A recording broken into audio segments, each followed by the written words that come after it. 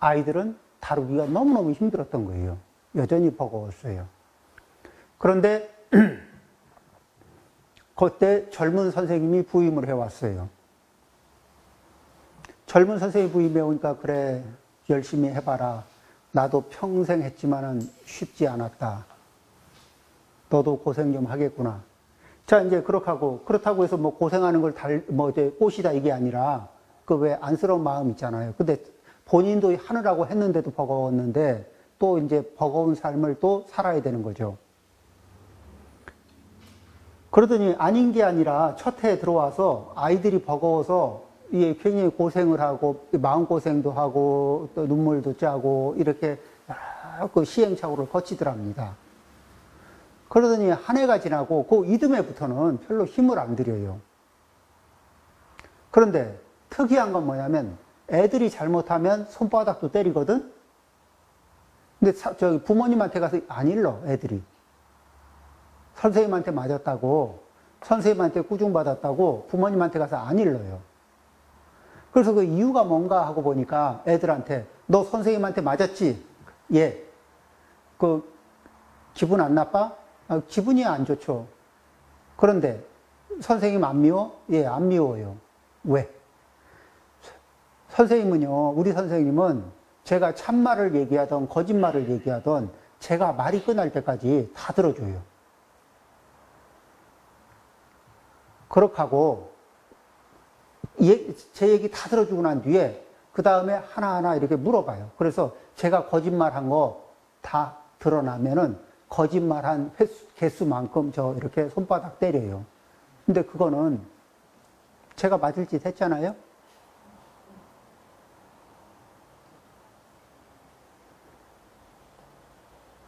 불만 없어요.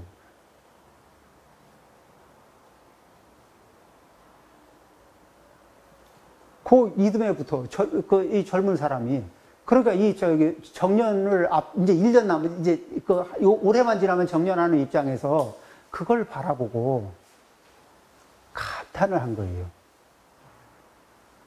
당신은 하던 대로 해왔는데 그 젊은 분은 그 젊은 선생님이 1년을 시행착오를 겪더니 아이들에게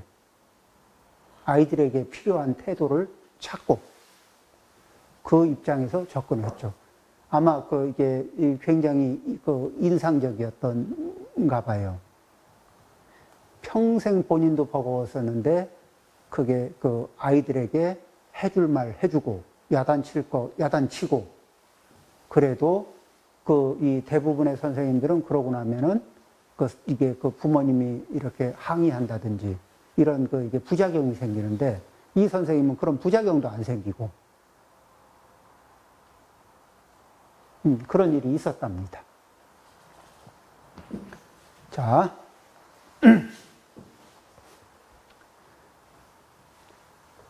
집에서 부모님들을 보살필 때 사랑하는 마음과 자상한 태도로 부드럽게 모셔야 한다.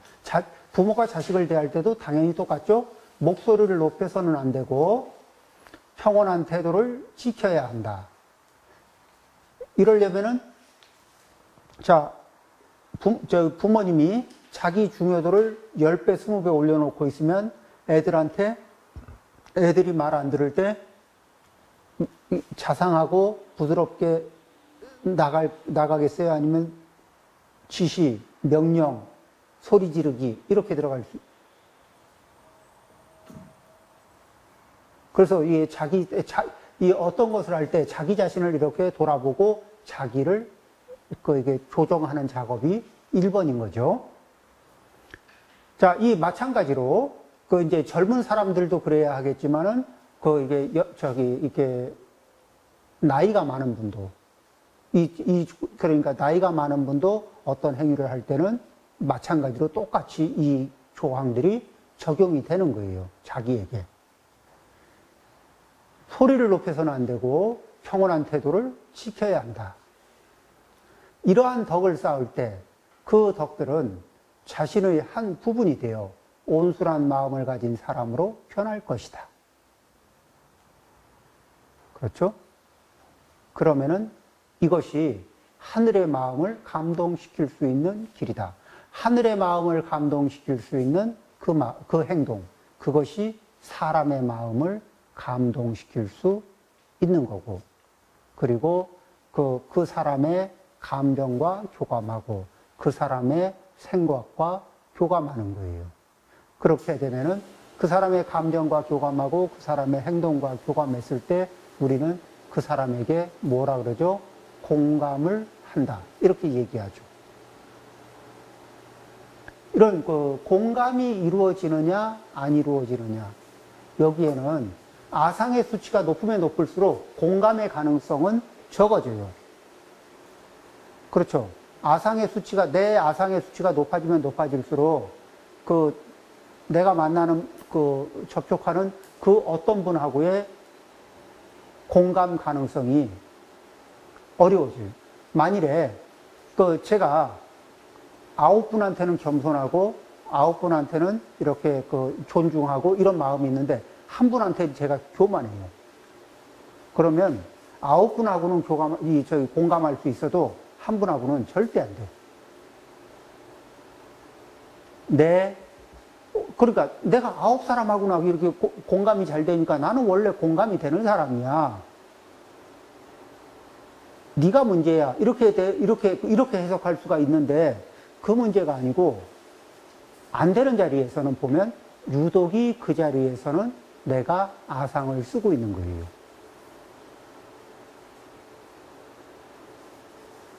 그럴 수가 있습니다.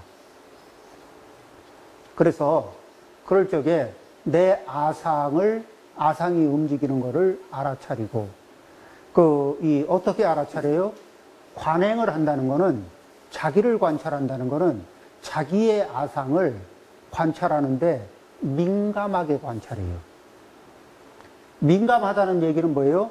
작은 움직임, 작은 동요만 있어도 그것을 체크해낼 수 있는 거죠. 그러니까 자기 아상에 대해서 민감도를 높이는 거예요. 꽃가루 알러지는 꽃가루의 민감도를 되게 민감하게 이게 반응하는 거지 않습니까?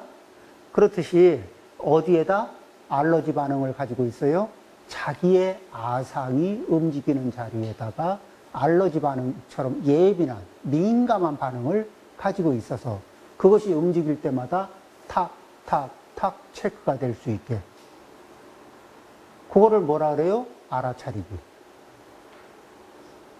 그리고 그 부분이 커지면은, 아상의 에너지가 커진 사람은 이 주변에 형식적인 관계는 남고 친밀한 관계는 사라져요.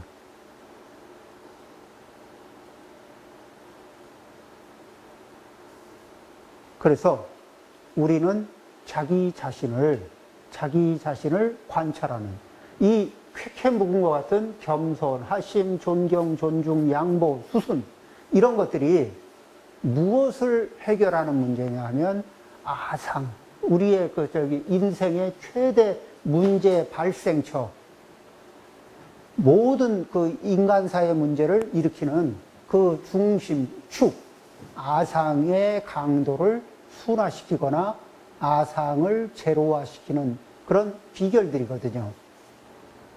그래서 저런 것을 교육의 이게 중심, 과제로 삼는 것. 어떻게 우리는 편안하게 겸손할 수 있을까?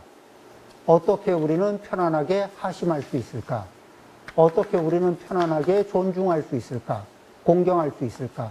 어떻게 편안하게 양보할 수 있을까? 이런 것들이 그냥 덕을 기르는 것 같은데 인생의 문제를 제거하는 겁니다. 그렇죠? 번뇌의 총량을 줄이는 문제예요. 자, 그래서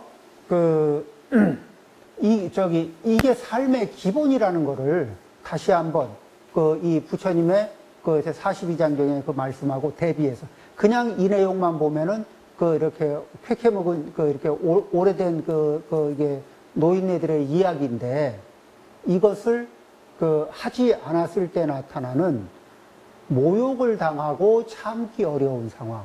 근데 모욕이 발생되는 상황이라는 것이 아상의 성장 후에 발생되는 것들이 태반이죠. 그러면 이제 아상이 성장하지 않은 사람한테는 그 모욕적인 상황이 어떻게 소화되느냐, 이걸 보죠. 자, 이제 아상이 없어요. 그런데 누가 모욕을 합니다. 모욕을 하는데 그 모욕하는 내용을 가만히 들어보니까 그 사람이 모욕인가 하고 보니까 그 사람이 지적하는 내용이 맞아. 나한테 그런 모습이 있어. 그리고 내가 그런 이 피해를 양산하고 있어. 행동을. 자, 이 대목에서 내가 그 사람 때문에 창피를 당했기 때문에 공격 에너지를 일으켜야 될까? 안 그러면, 내가 계속해서 사람들에게 피해를 줄 수 있는 그런 에너지를 분출하고 있었는데 그걸 지적한 거야. 그러면 그분한테 내가 알아차리지 못한 걸 알아차릴 수 있도록 도와주고, 그래서 그걸 멈출 수 있게 계기를 마련해 준 그분한테 감사를 할 수 있을까 없을까? 나는 나를 수정할 수 있는 단초를 내 힘으로는 못 찾았지만 그분의 지적에 의해서 찾을 수도 있었잖아요. 그럼 고마울까 안 고마울까? 고마워. 감사합니다. 고치겠습니다. 노력하겠습니다. 제가 지금부터 노력할 건데 제가 깜빡깜빡 하더라도 꼭 일러주십시오. 이럴 수 있죠. 두 번째, 그 상대가 비난을 했어요. 근데 보니까 근거가 아니야. 사실이 아니야. 내가 그런 적도 없고 없는데 그분의 눈에는 그렇게 보여. 그래서 그렇게 모욕을 했어요.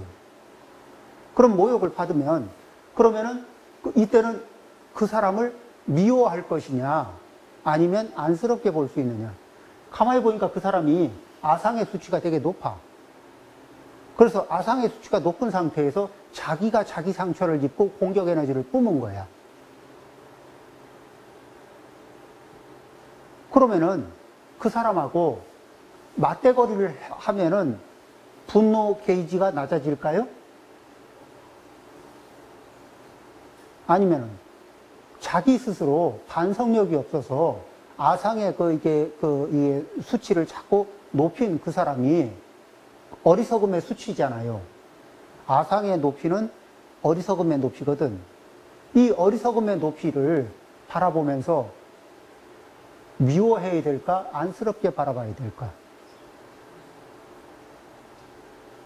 그리고 문제가 있는 건 알지만 그게 그 문제를 악이라고 보는 거하고 아프다고 보는 거 있잖아요.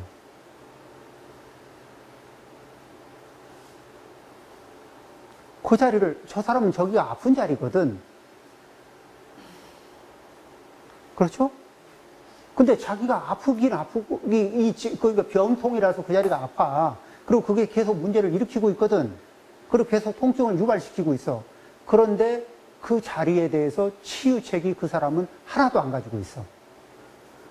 그러면 나는 그 사람을 미워해야 될까? 기회를 봐서 그 사람이 치유책을, 치유 방법을 받아들일 수 있는 틈새를 좀 이렇게 살펴봐야 될까? 그 다음에 또 다른 한편으로 생각하면은 이렇게 그 사람이 다른 사람한테는 안 하는데 유독이 나한테만 그러고 있을 때는 그러면서 근거가 별로 없어. 근데 나만 보면 그렇대. 그럼 뭐죠? 전생업장이거든. 그럴 때는 어떻게 해요? 순하게 받아들이면서 업장소멸의 기회로 삼습니다.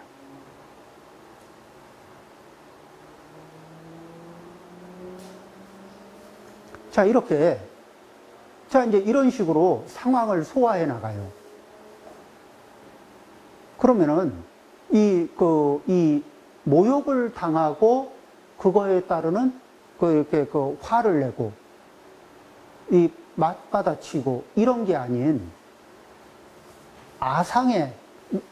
아상이 적어지고, 겸손, 하심, 존경, 존중, 양보, 수순의 힘에 의해서 아상을 조절하는 힘이 있게 되면 이런 것을 관찰하고 이런 것들을 실천할 수 있는 여유가 생겨요. 인품으로 치면은 공격이 들어왔을 때 맞받아치면서 맞공격을 이유불문하고 상대가 총을 뽑으면 나도 더 빨리 총을 뽑아서 쏘는 것으로서 능력을 삼는 이런 구조하고 다르게 이런 덕성을 길러서 그래서 그 바탕 위에서 상대를 바라보고 그 위에서 처신하는 이런 능력하고 그 인품으로 보나 또는 이 전체 고통의 총량이 늘어나고 줄어드는 방향을 보나 어느 것이 우리가 취해야 할 내용인가 이거를 짚어볼 수 있죠. 그래서 우리는 옛날에 성인, 현인 이분들이 하신 말씀에서 그분들이 굳고 주장했던 내용. 그런데 그것을 그 내용만 바라보면은 이게 묵은 냄새가 나가지고 맨날 하는 소리가 그 현실이 그러냐고.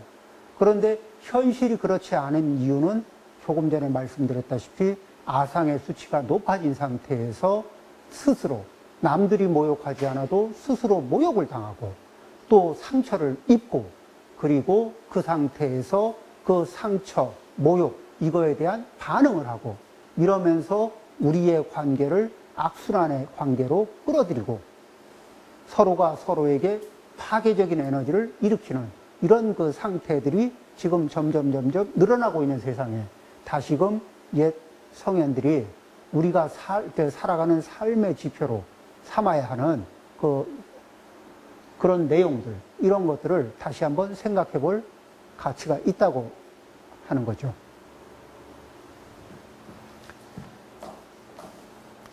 자, 그래서 그 다음에 이제 이 307쪽입니다. 상사들이나 정부를 위하여 일할 때, 그러니까 이제 내가 어떤 일을 하다 보면은 이렇게 어떤 조직을 위해서 일을 하고 정부를 위해서 일하고 이런 역할들이 있겠죠. 회사면 회사에서 일을 하고 그럴 때 법규를 따르고 상사가 모른다고 해서 제멋대로 일을 해서는 안 된다. 이건 뭐냐면 상사의 시선이 닿지 않는다고 해서 상사의 시선이 닿지 않는다. 내가 이렇게 하더라도 내 윗사람은 내가 어떻게 했는지 모를 거야. 못 볼 거야. 해서 그런 마음으로 자기 마음대로 해서는 안 된다. 그럼 뭐죠? 내가 하는 행위가 투명하게 기록으로 남을 것이다. 이 마음으로. 내가 하는 행위가 투명하게 기록으로 남겨진다라는 믿음 하에서, 전제 하에서 상황을 보고 선택하고 행동하고. 그러면, 자, 내가 어떤 일을 하는데 아무도 안 봐. 나를 이렇게 감독하는 분이 아무도 없어. 그렇지만 나는 어떤 마음이냐면 지금 카메라가 나를 다 찍고 있어. 그러니까 내가 지금 일하는 동안에 앉았는지 섰는지 뭐를 옮기는지 이거를 실시간으로 다 기록하고 있어. 이렇게 생각하는 거예요. 그리고 누구에게 당당한 모습으로 살아요? 나 자신이 당당해질 수 있는 자세로 사는 겁니다. 그 얘기를 하는 거예요. 그 얘기를 이렇게 문장으로, 이 문장이 중국어로 되어 있던 거를 영어로 바꾸고, 영어로 됐던 걸 한글로 바꾸는 과정에서 약간 아쉬움이 남는 것들도 있기는 있습니다. 자, 여기 그 문장을 볼까요? 한번 여기 볼까요? 추리사군. 이제 집에서 교육을 받고, 집에서 이런 겸손하심, 존경, 존중, 이런 거를 몸에 이제 신구의 삼업으로 익혀요. 그리고 이제 집 밖으로 나가서, 자기가 이제 상사, 자기의 자기가 모시고 살 분들을 이제 이렇게 군이라는 거는 뭐냐면 저 국가로 보면 임금님이 될 수도 있지만 그 다음에 성에서 보면 성주가 군이 될 수가 있죠. 그리고 직장에서는 직장에 이렇게 윗분들이 내가 모시고 사는 분들이 다 군이 될 수가 있죠. 군을 섬기면서 행일사 어떤 일을 행할 때 물 위 절대로 그렇게 생각하지 마라. 어떻게? 굳이 그 윗분들이 모른다고. 윗분들이 직접 안 보고 있으니까 요 일은 모를 거야. 그러면서 내가 내 멋대로 해서는 안 된다. 그렇게 자 저분들이 모르니까 윗분들이 모르기 때문에 내 마음대로 해도 된다고 물 위 절대로 그렇게 생각해서는 안 된다. 요즘 말로 하면 뭐예요? 온 사방에 CC 카메라 다 있어서 내가 하는 행동을 직접 보고 있지는 않지만 실시간으로 다 체크할 수 있고 기록으로 남아서 녹화로 남아서 언제든지 되돌려서 확인할 수 있다는 그런 마음 자세. 그런 마음 자세로 내가 주어진 자리에서 나의 최선을 다하는 겁니다. 이 마음 자세, 이것을 이런 자세를 뭐냐면 몸에다 익히는 거예요. 어려서부터. 그러면서 그러니까 자식이 안 보니까 부모님은 내 마음대로 해도 되겠지? 이런 거 아닌 거고. 그렇죠? 자식들도 부모님이 안 보니까 내 마음대로 좀 해도 되겠지? 이런 마음 안 쓰는 거고. 나가서는 친구가 안 보니까, 누가 안 보니까 눈속임을 할 마음 자체를 하지 않는다는 얘기죠. 자, 그렇게, 자, 법관은 죄가 중하든 아니든 어떤 사람이 유죄를 선언하기 전에 신중하게 조사하고 공경해야 된다. 아무도 모른다고 해서 권력을 남용하거나 잔인해서는 안 된다. 자, 여기 그 문제도 한번 또 볼까요?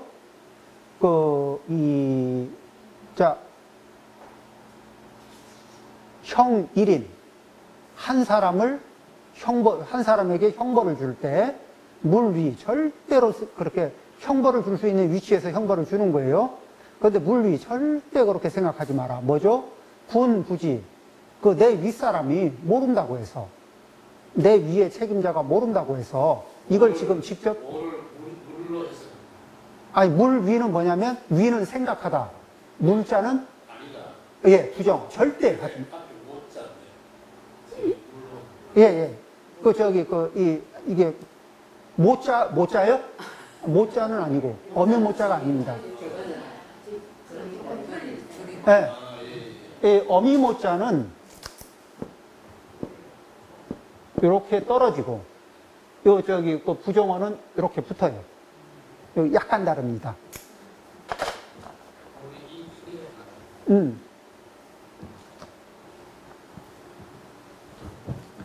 그래서 요렇게 약간의 이게 뉘앙스에서 포인트가 좀 어긋날 때는 이렇게 원문을 좀 확인하면서 이야기를 하겠습니다.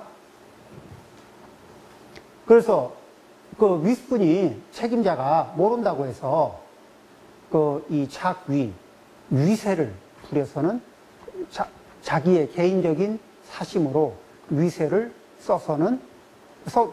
위세를 쓰려고 해서는 쓸 수 있다. 이런 생각을 절대 해서는 안 된다.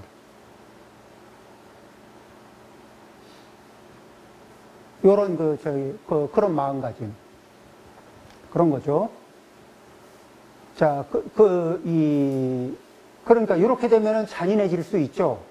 아니면은 죄가 있는 자를 개인적인 사심으로 친한 사람은 봐주고 안 친한 사람은 잔인해지고. 그렇죠. 자기의 이해관계에 따라서 그렇게 해서는 안 된다. 또 그 뒤에 308쪽입니다. 또한 윗사람과 함께 있을 때는 마치 하늘을 대하는 것과 같이 공경해야 한다. 그러면 하늘을 대하는 것, 하늘의 존재들은 내가 하는 행위를 다, 옛날 분들은 하늘의 존재는 내가 하는 행위를 음으로 양으로 사람들한테 안 들킨 것도 하늘은 본다. 이렇게 생각을 한 거죠. 그러니까 지금으로 치면 뭐예요?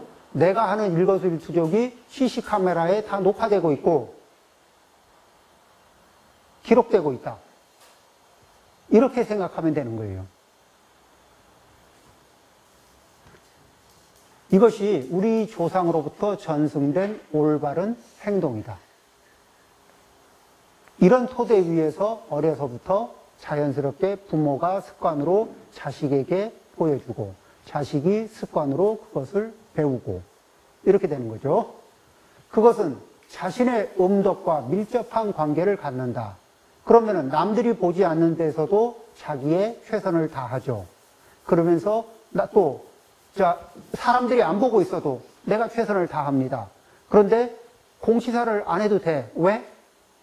하늘이 보고 있고 땅이 보고 있고 그리고 그 내 음덕이 이 남들한테 안 들키면은 내가 지은 공덕이 복덕이 남들한테 안 들키면 음덕이 되잖아요. 음덕은 마치 땅에다 씨앗을 심어 놓은 것 같은데 음덕은 이렇게 잘 덮어 놓으면 때가 되면 이게 이렇게 해서 자라고 그죠? 열매도 맺고 이럴 거 아니야. 그런데 양덕은 뭐예요? 여기다 씨앗을 놔두고 그 자랑하고 싶어서 땅을 막 헤집어 가지고 여기 씨앗 있는 거 알지? 내가 심었어. 그리고 또 흙 덮었다가 또 누가 오면 다시 또 막 헤쳐 가지고 여기 씨앗이 있어. 내가 심었거든. 씨앗이 스트레스를 받아 가지고 그렇죠? 자, 그 다음에 보죠. 충성하고 효도하는 모든 가정들을 보라. 그 자손들이 오랜 동안 번영했고 밝은 미래를 가졌다. 그러므로 그들의 본보기를 따라 조심스럽게 수행해야 한다. 이런 것들이 우리가 옛날 이야기, 지금에 안 맞는 그게 아니라 지금의 사람들이 추구하는 거는 뭐냐면 자본주의가 권장하는 새로운 것을 추구하고 그래서 새로운 것에 대해서 더 많은 정보를 가진 사람들이 더 많은 것을 알고 있는 것 같은 느낌이 들고 그 다음에 지금 추구하는 것이 뭐냐면 이 더 많은 지금 이익을 추구하는 능력을 배양하는 거거든요. 그래서 학교 교육이 직업 교육 같은 느낌이에요, 지금.